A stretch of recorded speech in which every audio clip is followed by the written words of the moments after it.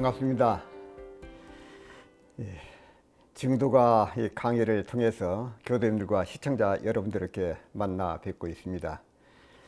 이 강의를 들으시면서 깨달음을 얻으시고 또 영가 스님의 그 말씀을 통해서 저분이 그 깨달음을 얻으실 때까지 얼마나 그 많은 그런 그 노력을 하셨을까, 또 깨달음을 얻으셨을 때 참 얼마나 깊으셨을까, 또 그런 가운데도 영가 스님은 그 깨달음의 경지를 알지 못하고 비방하는 그런 사람, 그런 그 소리를 들으셨을 때 얼마나 마음 가운데 또 괴로움이 있으셨을까, 그런 여러 가지 생각을 하면서 이 증도가 그 강의를 좀 하고 있습니다. 그래서 이 교도님들께서 이 증도가 강의를 계기로 해서 참 영가 스님의 그 깨달음의 경지, 또 그 깊은 뜻, 말씀의 깊은 뜻을 함께 공부하시는 그런 소중한 계기가 되기를 염원을 하면서 증도가 강의를 계속하도록 하겠습니다. 오늘은 44장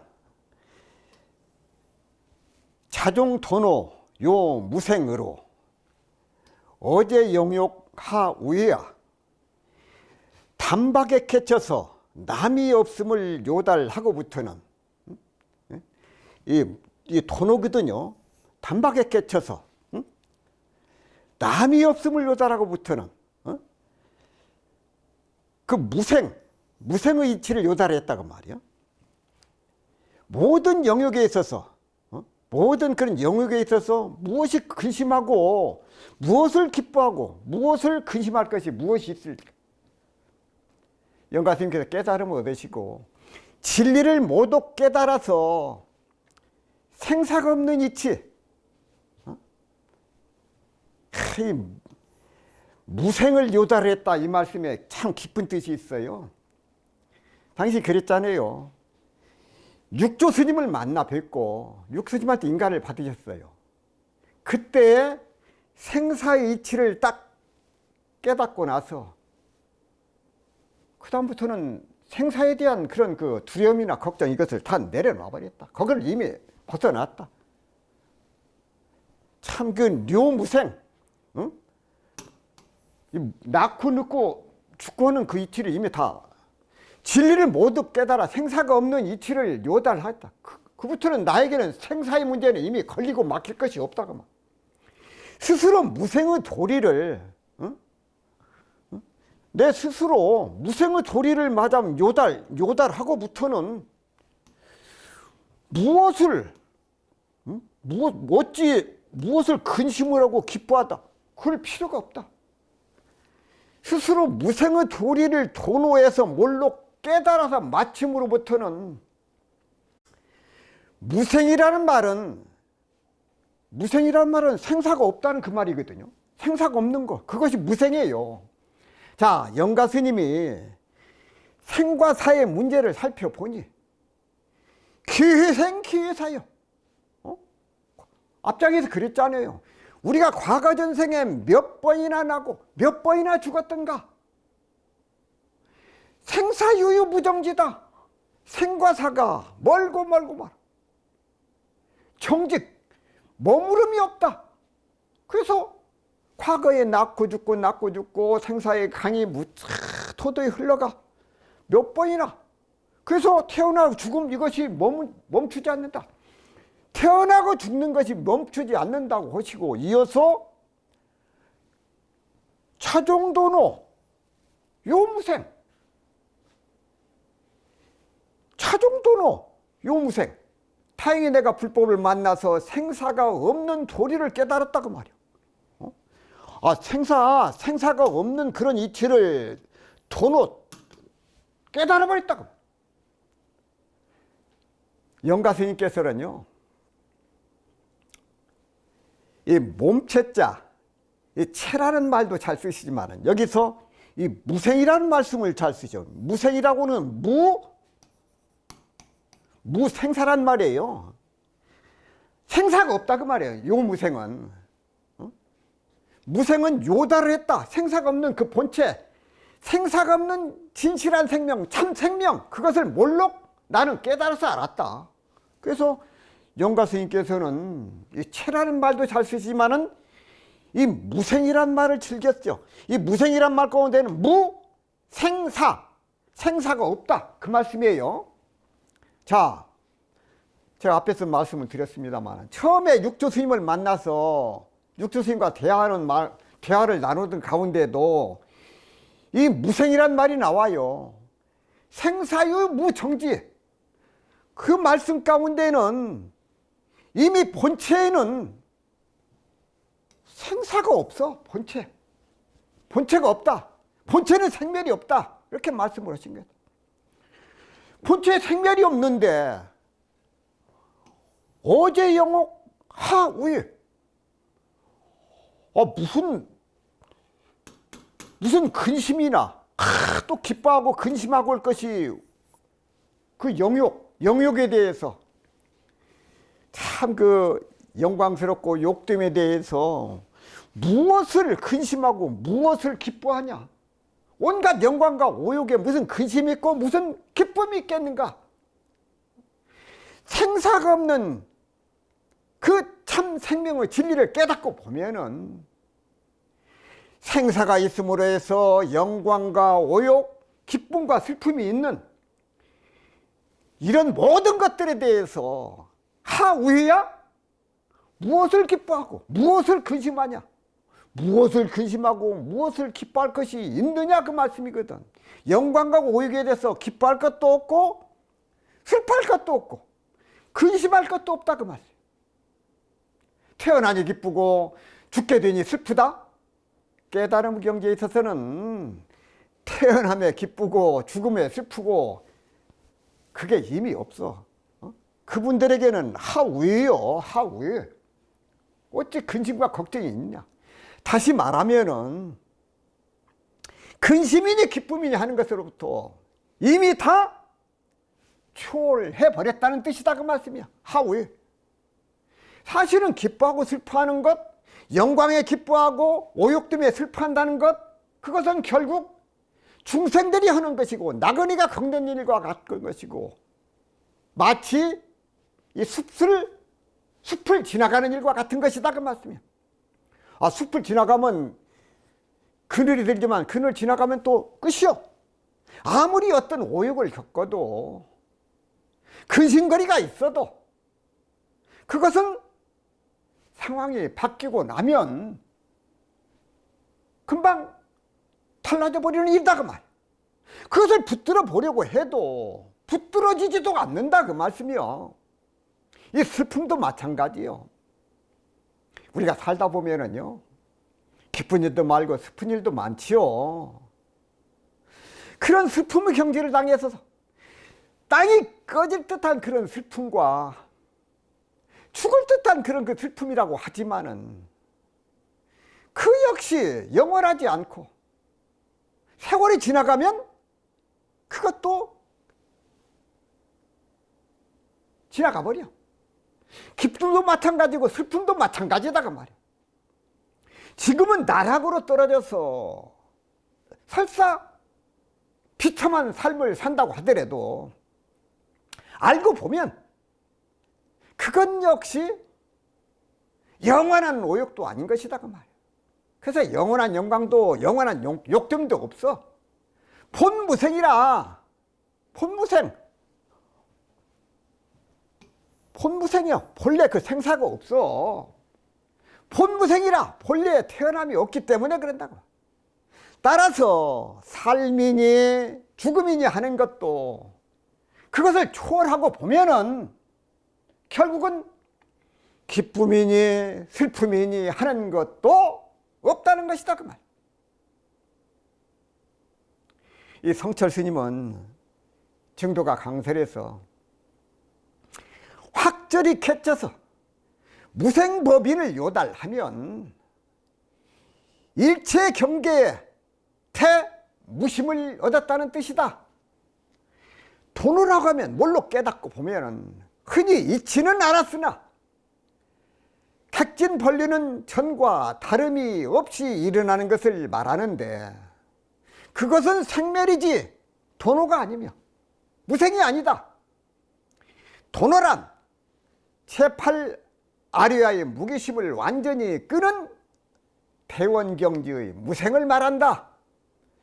그래서 도노하여 무생을 밝혔다는 것은 구경각을 말하는 것이며, 구경각을 성취하면 주위 환경의 지배를 받지 않고 팔풍 8가지 풍, 8가지 바람, 팔풍이 움직이지 않으며 영원토록 자유자재한 열반노에 놀며 절대로 생사의 길을 밟지 않는다는 것이라고 말씀을 하셨습니다. 그래서 참 우리가 44장에서 자종 도노 요무생, 참 그 도노 뭘로 깨닫고 보면은 이 자종이란 건 스스로 거기에 쫓아가는 것이거든요. 이 도노 뭘로 깨닫고 자기 스스로 그 도노의 경지에 보면은 묘무생, 무생이 없는 것을 요다를 해. 그러면 어떻게 되느냐? 어제 영욕 하우이요. 어찌 그런 그 영욕에 대해서 근심하고 기뻐하는 것이 있겠느냐 그 말이에요. 그래서 참 그 깨달음을 얻고 보면은 생사 또 영욕 고락 거기에 묶이지를 않는다. 거기에 끌리지를 않는다. 그런 그 말씀을 통해서 알 수가 있겠습니다. 그래서 44장을 마무리하도록 하겠습니다. 45장을 함께 공부하시도록 하겠습니다.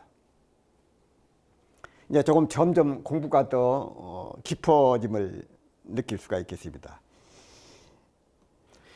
입심주란야 하야 하니 잠음유수 장송하로다.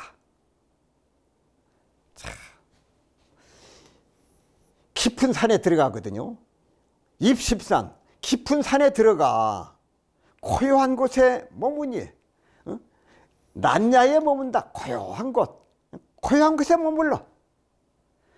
그러니 잠음유수 장송하, 높은 산 그윽하여, 이 봉우리 잠자고요. 이게 험하다는 것이에요. 봉우리가 험한 그 산, 그 깊숙한 높은 산 그윽하여 낙락장송 아래로다. 잠음유수, 높은 산봉우리, 깊은 골짜기, 낙락장송 아래에 있다. 입심산 출한야 하야, 깊은 산에 들어가서 아주 고요한 것, 적정한 곳에 살고 있으니 영가스님께서 어떻게 사셨습니까? 큰 절 말고 그 절에서 한참 떨어진 깊은 계곡에다 조그마한 오막살이 하나 해놓고 거기 살고 계셨어요. 그러니 입심산 출한야, 심산에 들어가서 난야에 머문다. 이 고대광실이 아니라 조그마한 그 초막, 오두막 거기에 그 머물러 깊은 산에 들어가서 난야에 취한다. 난야는 아란야라고 해서 아주 적정처 고요한 곳, 수행자가 사는 곳, 그것을 말합니다. 영가 스님은 깊고 깊은 산중에다가 작고 조용한 토굴 하나를 지어서 거기에서 살고 있다 그 말씀이거든요. 깊은 산에 들어가면 벌써 고요해. 그런데 특히 난야는 더욱 번잡한 일을 다 제거해버린 그런 곳이다 그 말이에요. 그런 사찰을 야란야라고 한다 그 말이에요. 야란야. 여럿이 사는 그런 번거로운 큰 사찰은 이미 야란야의 성격을 잃었다고 한다 그 말이에요. 그건 야란야가 아니에요. 깊고 깊은 산, 깊은 산에 들어가서 란야에 머문다. 대중처소는 아란야라고 하지 않고 한두 사람이 사는 토굴 같은 곳, 소위 아란야라고 할 수가 있다고 말이에요. 또 산중에 조용히 혼자 수행하는 토굴 같은 곳도 역시 아란야라고 한다고 말이에요. 그 스님 혼자 토구를 파놓고 거기 수행하는 곳, 거기를 아란야라고 한다고. 우리나라는 그런 게 지금 별로 없는데, 지금도 미얀마라든지 스리랑카라든지 태국 이런 데 가보면은요, 그 스님들이 조그마한 그 토구를 파놓고 거기에 수도하는 곳이 많이 있습니다. 우리나라 중국에서도 그런 게 있는데, 부처님 당시에도 그런 장소를 그 란야라고 했어. 란야. 입신산 주란야라고 했지만 그것은 꼭 영가 스님이 산에 들어가 있다는 의미보다는 영가 스님의 그 마음의 경지를 그렇게 표현한 것이다 그 말이야. 공부를 많이 하는 사람은 도심에 나와 있어도 마음은 저 산중에 머무는 것과 같다고 그러셨잖아요. 그래서 영가 스님은 어디에 사셔도 그 마음의 경지가 주란야를 하셨어. 주란야, 고요한 곳에 머물러. 그 마음이 아란야의 적정처 고요한 곳에 있는 것과 같다는 의미다 그 말이에요. 그래서 그 영가 스님 마음 가운데는 번거로움이 없고 시끄러움이 없다는 뜻이다 그 말씀이거든. 유마경에 보면은 보살은 시끄러운 데 있으나 마음은 온전하고, 의도는 조용한 곳에 있으나 마음은 번잡하다고 하셨어. 이것은 오직 공부가 마음 대중에 달린 것이고 바깥 경계에 있지 않음을 깨우쳐 주신 소중한 말씀이다 그 말이에요. 그래서 깊은 산, 깊을 심자 몇 산자, 심산에 사는 것처럼 항상 아란야에 거주하니 높고 험한 산의 깊은 계곡에서 사는 오래된 창송하, 소나무 아래, 창송, 늙은 소나무죠. 늙은 소나무 아래. 아란야에서 거주하니 높고 험한 산의 깊은 계곡에 사는 오래된 소나무 아래서 부처님 마음 불심으로 사는 한간 도인과 같고, 자유자재하게 생활하면서 좌선한 곳이 좌도량이고, 앉을 자자, 길도자, 장소작자, 좌도량이고, 아란야가 되어 고요하고 편안하게 거주하며 진실로 청정하다는 것이다 그만. 참음유수 창송하로다. 높고 깊은 산, 거기에 낙낙장송 아래에 다 머물러 있어. 산은 높고 골짜기는 깊고 낙낙장송 숲이다 그 말씀입니다. 잠음이라고 하는 것은 아주 높은 산을 의미해. 잠음, 봉우리 산자거든요. 이게 험할 음자고, 아주 높은 산을 의미하고, 이 유수라고 하는 것은 유수, 깊은 유자, 깊숙한 곳을 말이야. 그래서 잠음 유수, 낙낙장송 아래로다가 높고도 깊숙한 산 중에 또한 큰 소나무까지도 있다는 것이다 그 말이야. 큰 낙낙장송이 쭉 서 있는데 그 밑에 조그만 집을 하나 지어 놓고 영가스님께서 살으셨다. 이 글대로 말하자면 틀림없이 그렇다는 것이다 그 말이야. 높은 밑뿌리와 깊은 골짜기라고 하는 말이 있듯이 능선이나 봉우리가 높은 것은 잠음이고, 그것이 잠음이요. 그리고 계곡이 깊은 것이 바로 유수다 그 말이야. 영가 스님이 큰 절에서 대중들과 오랜 세월 같이 산 것 같지는 않다고 말이야.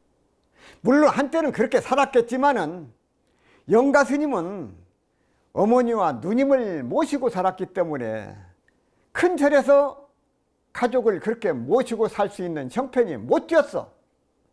그렇다고 총림에서는 요즘 사찰처럼 보사님을 공양주로 시키는 예도 없고, 그래서 모든 행자나 스님들이 후원일까지 맡아서 하기 때문에 굳이 여자분들은 손이 필요치 않았을 것이다 그 말이에요. 그런 여러 가지 상황을 미루어 볼 때 영가 스님은 큰 절 옆에다가 작은 암자를 만들어 놓고 거기에 기거를 했는데, 암자라고 해야 형편이 없는 조그마한 그 집이었을 것이다. 그렇게 해놓고 아주 골똘하게 깊은 수행만 열심히 하셨을 걸로 짐작이 된다. 여러 가지 상황을 살펴볼 때 그렇다는 것이다 그 말. 영가 스님의 증두가에는 깨달음의 이치뿐만 아니라 간혹 영가 스님의 생활 모습과 당신의 입장 같은 것도 많이 볼 수가 있습니다.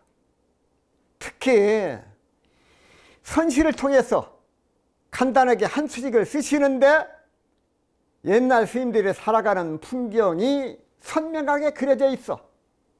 그런 풍경 가운데 당신 살림살이하는 모습이 그대로 잘 드러나 있습니다. 성찰 스님은 증도가 강설에서 깊은 산중에 들어가 토굴 생활을 하니 산은 첩첩하고 빽빽하다 그 말씀이에요. 물은 깊고 낙낙장송 우거진 심산유곡에서 새소리 물소리 들으며 살기도 한다는 것이라고 말씀을 하셨습니다. 45장을 한 번 더 정리해 보도록 하겠습니다. 영가 스님께서 어디에 사셨냐? 입신산 주란냐 하셨다. 깊은 산에 들어갔어. 깊은 산에 들어가셔서 주란냐 란냐에 머무르셨다. 깊은 산골짜기에 들어가셨어. 그게 어디냐? 잠음유수 장송화로다.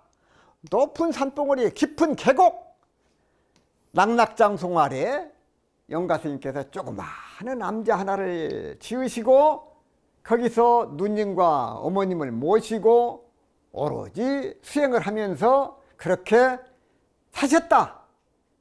수도를 하시면서 그런 그 말씀을 드리면서 자 46장을 함께 공부하시겠습니다. 유유정좌 야승가 하니 이 영가 스님은 이제 아까는 조그마한 집을 마련했다고 하셨고 어떻게 사셨냐 이제 그 말씀을 하시는 것입니다. 적적한 거실 실소세로다. 적적한 거 실소세로다. 한가히 논일며 철집에서 조용히 앉았으니 한가하게 논이라. 좌정 야승가. 야승가. 이 야승이라고 하는 것이 그 들에서 사는 스님을 말하는데 야승가에서 앉아 있어. 격적한 거 실소세. 적적한 곳에 편안하게 세상과 좀 격리가 돼가지고 적적한 곳에서 거실 소세로다. 이 소세라고 하는 것은 아주 그냥 약간 쓸쓸한 듯 그런 것이 소세라고 그러는데 한가히 논이며 절집에서 조용히 앉았으니 고요한 안거 참으로 소세하도다. 유유정자 유유하게 고요히 앉아있어. 야승가의 움막에서 야승가 아주 산속에 사는 그 스님을 이렇게 야승가, 이름 없는 스님을 야승이라고 그럽니다. 뭔 벼슬을 하신 스님이 아니라 이름 없는 스님을 야승이라고 그래요. 야승가에 머물러 있어. 한가롭고 편안하게 야승가의 움막에서 조용하게 앉아있다. 내가 거기에 산다. 조그마한 절집 하나 지어놓고 아주 넉넉히 아주 한가하게 야승가에 놓이면서 고요하게 앉아있다. 마음으로부터 정신적인 여유가 있어서 한가하게 논일기도 하고 고요히 앉아있기도 한다 그 말씀이야. 유유정자 야승가로다.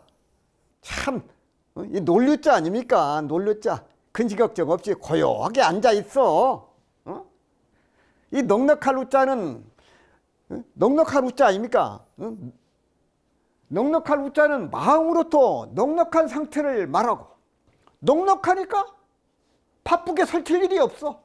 뭐 시간 봐가면서 그냥 어디 쫓아갈 일도 없고, 누구 만날 일도 없고, 누구 올 사람도 없고, 그런 여유로운 생활, 한가한 생활, 응? 소소한 그런 그 생활, 그걸 하셨어. 자, 논류자가 붙어서 한 낱말이 되었는데, 그렇죠? 우유, 정좌. 우유는 아주 한가하게 논이는 것. 넉넉히 아무 걸릴 것도 없이, 답답한 것도 없고, 부족한 것도 없고, 어디에 쫓기는 것도 없고, 그렇다고 해서 옹색한 것도 없는 그런 상황에서 마음이 편안한 것, 마음이 편안한 것, 그것을 우유라고 그런다고 말이에요. 우유. 넉넉할 우자, 놀유자. 넉넉하게. 영가스님이 그러잖아요. 무슨 벼슬자리를 욕심내는 것도 아니고, 거기서 조그마한 움막 하나 지어놓고 거기서 사시면서 무슨 욕심이 있겠습니까? 그러니 우유할 수밖에 없죠. 우유할 수밖에. 야승가라고 하는 것은, 야승가, 야승의 집이다 그 말이거든요. 응? 응? 야승가는 야승의 집이다 그 말인데, 야승의 집에 앉아있다. 야승이라고 하는 것은 이름 없는 중, 벼슬이 없어. 그냥 맞으면, 절에 가면 맞으면 제일 높은 사람은 주지라고 합니까? 근데 주지도 아니고 조그마한 암자 하나 지어놓고 사는데, 그래서 이분을 야승이라고 한다 그 말이요. 야승. 야승이 머무는 집이니까 야승가지요. 그야말로 이름 없는 중에 작은 암자, 그것이 야승가요. 출한자와 같은 그런 그 의미요. 앞에서 란야에 머무르셨다 그랬잖아요. 그렇지, 야승가나 출한야나 같은 의미다. 큰 절에서는 살다 보면 저절로 번잡해지고 또 소문이 나게 되어서 그렇게 되기는 어렵다 그 말이야. 아마 암자의 모습도 제대로 갖췄으면 이런 표현을 쓰지는 않았을 것이요. 이 영가스님께서 절에 주지를 했거나 큰 스님이라고 소문이 나든지 중앙에 무슨 행정을 했다든지 그러면은 영가스님을 이런 야승이라고 붙일 수가 없어. 야승은 이름을 숨기고 조용히 자기 공부에만 충실한 스님, 그 사람을 야승이라고 그래. 영가스님은 원주 별조 한번 해본 일이 없고, 이 총무나 삼직, 이 삼직이라고 하는 것에 절에 가면은 총무도 있고 재무도 있고 교무도 있고 이런 분들을 삼직이라고 그러는데, 그런 그 직책을 맡은 일도 없어. 주지는 언감생심, 도저히 꿈도 못 꾸는 상황에서 그렇게 사셨다 그 말씀이에요. 그런 욕심내지 않고 오로지 적적한 곳에서 개인의 수행정진만 하셨다 그 말. 영가스님은 당신의 처지와 보살펴야 할 가족이 있었기 때문에 어머니하고 누님을 모시고 살으셨다고 그랬잖아요. 그런 상황에서 큰절 옆에 깊은 골짜기로 들어가서 허름한 집 하나를 마련을 해놓고 거기에서 가족들과 함께 수도를 하면서 살지 않았나 하는 그런 그 생각이 들어진다 그 말이에요. 자, 격적한 거,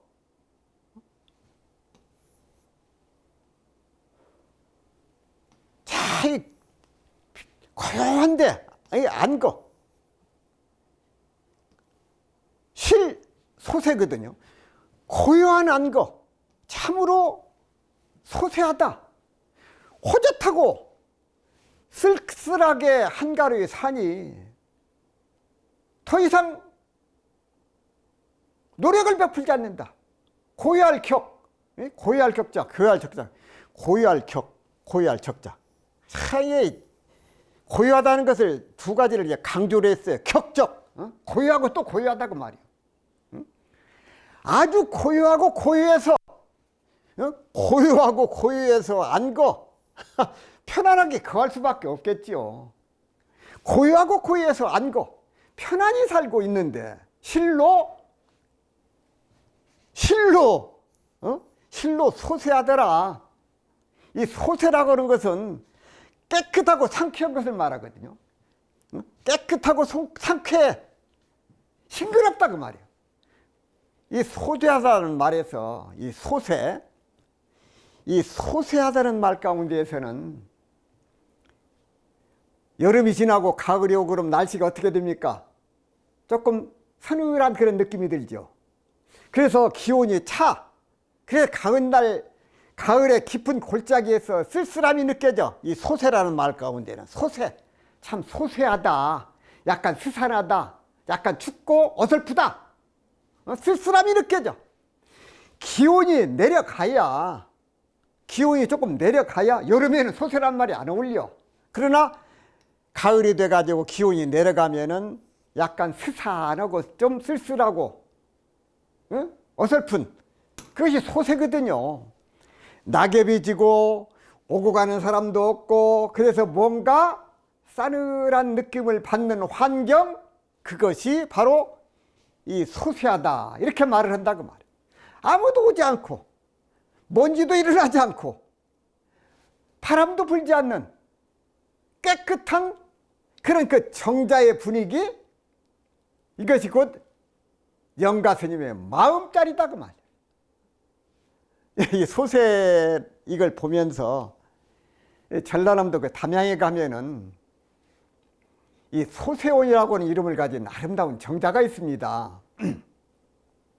이 소세원은 전남 담양군 남면 지곡리 123번지에 소재하고 있는 우리나라의 대표적인 그 민간의 원림이라고 할 수 있습니다.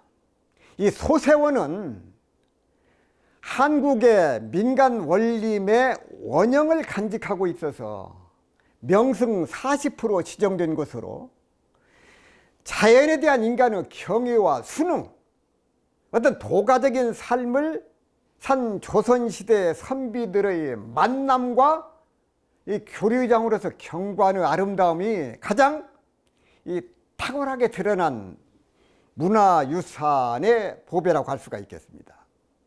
이 소세원의 면적은 그렇게 크지는 않아요. 한 1,400평 정도가 되는데 그런 공간에 불과하지만은 그 안에 조성된 건축, 그 조경물은 어떤 상징적인 체계에서뿐만 아니라 자연과 인공의 조화를 절묘하게 이루어내면서 곳곳에 선비들의 심상이 오롯하게 묻어나 있는 공간, 아까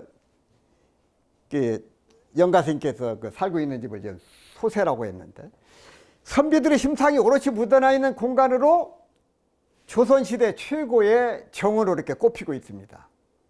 이 소세원은 조선 중종 때 조광조의 제자인 소세공 양산보의 주도로 이루어졌고 정확한 조성 시기는 1530년대에 시작해서 그의 아들과 손자대에 이르러서 완성된 것으로 추정이 되고 있습니다. 그는 1519년에 스승이 김효 사화로 사약을 받고 죽자 현세적인 꿈을 접고 은둔해서 처사로서의 삶을 사셨어요. 이후에 정유재란으로 건물이 불에 타기도 했지만은 소세원은 후손들에 의해서 다시 복원이 되고 중수가 되어서 현재까지 15대에 걸쳐서 잘 관리하고 운영되어지고 있습니다. 그래서 이 소세라는 그 말씀을 통해서 이 전라남 담양에 있는 이 소세원이라고 하는 그 정자를 한번 생각을 해보게 됐어요. 그래서 그 담양에 있는 그 이 소세원을 보면서 마음 가운데 떠오르는 한 생각이 있습니다. 저도 거기를 여러 번 가봤는데 우리들 마음도 영가스님께서 사시던 그런 그 야승가 여기는 우리가 좀 볼 수 없지만은 담양에 가 있는 그 소세원을 보면서 저는 그런 생각을 했어요. 우리의 삶이 저 소세원을 닮았으면 좋겠다 하는 생각을 했습니다. 이 소세원이 자연과 그대로 많이 닮아져 있어요. 자연을 훼손하지 않고. 그래서 소세원은 규모가 크지도 않고 또 튀지도 않아요. 그렇다고 해서 왜소해 보이는 것은 또 아니거든요. 특히 주변 경관을 해치지도 아니하고 이 자연 환경과 아주 조화를 그대로 이루고 있어요. 그래서 아름다움을 더하고 있습니다.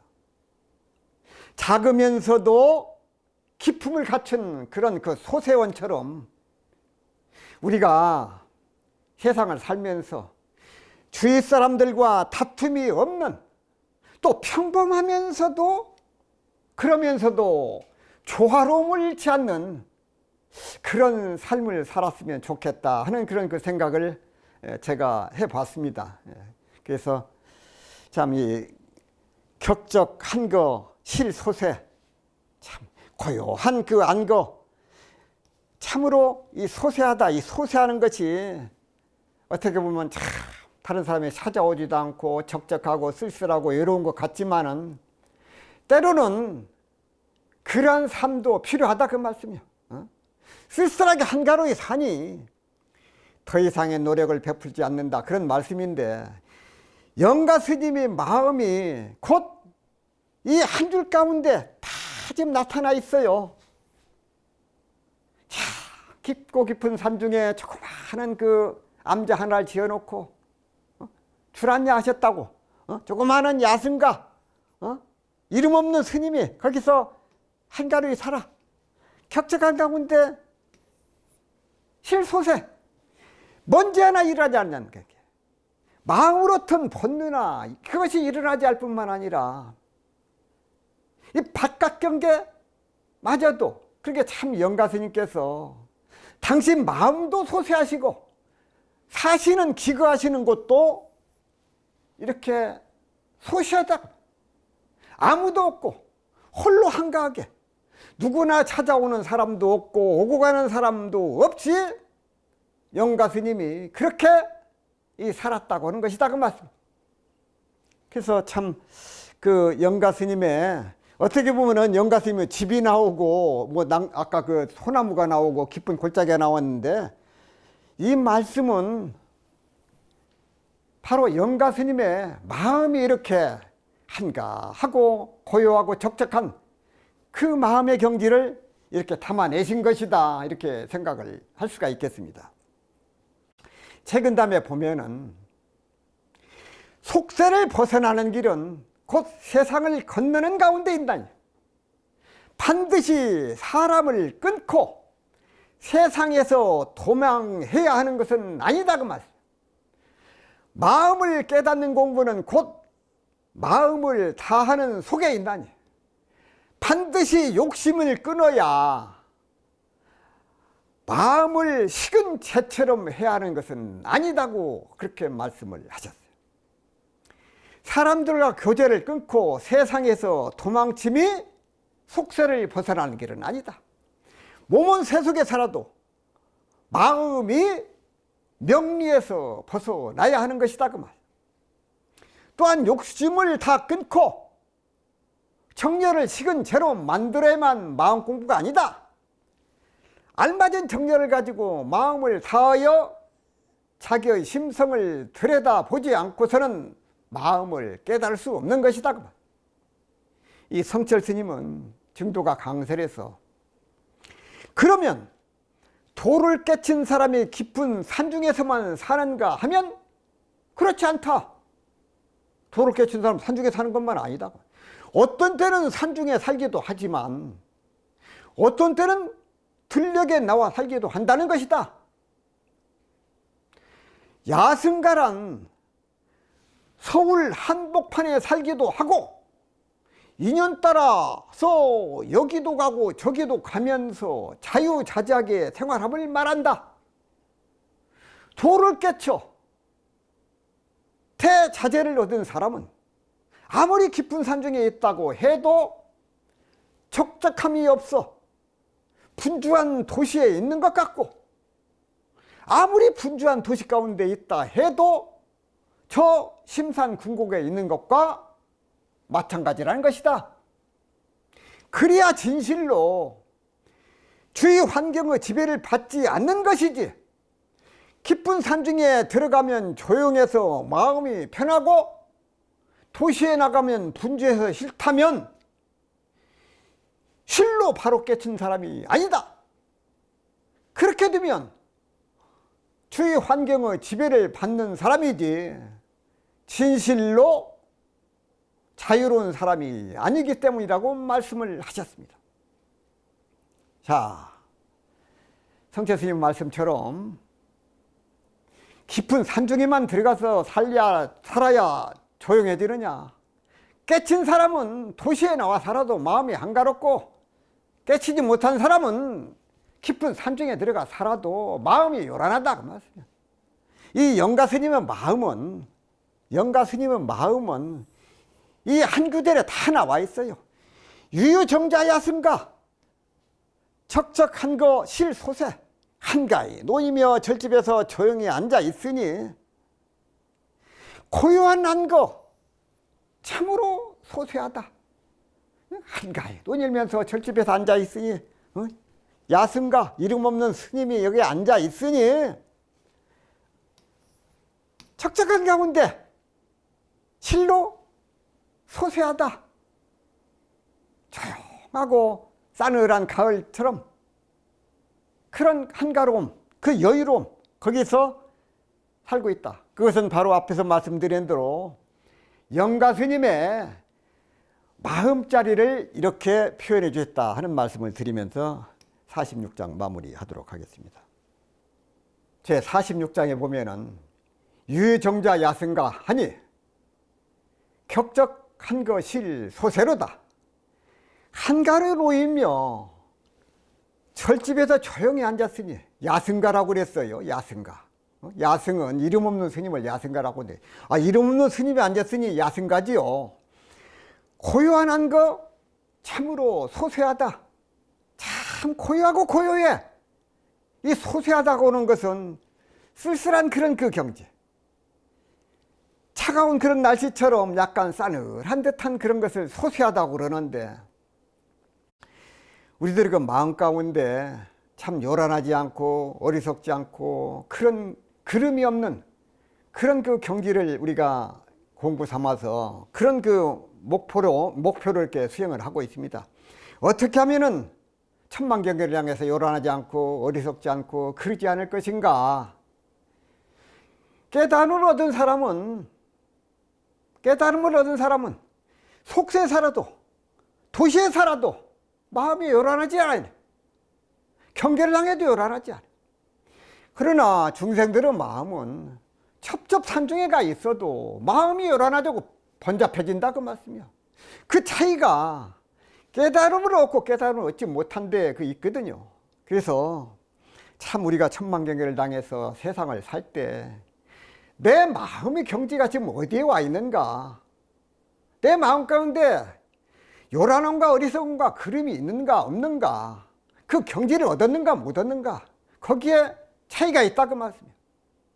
그래서 천만경계를 당해서 우리 교수님께서 공부를 하실 때 참 그 도심에 살면서도 마음의 여유롭고 한가로움을 가질 수 있는 그런 마음의 여유가 있어야 되고, 그것은 마치 깊은 산중에 들어가서 조용하고 고요한 그 마음을 갖는 그 여유로운 마음, 그 마음을 가지고 천만경계를 당하고 그런 마음으로 세상을 살면 좋겠다 하는 그런 그 생각이 들어집니다. 그래서 우리 교수님께서도 그런 그 마음의 그 표준을 잡으시고 공부를 하시고 또 이렇게 정지를 하시기를 염원을 하면서 오늘 진도가 강의를 마무리하도록 하겠습니다. 감사합니다.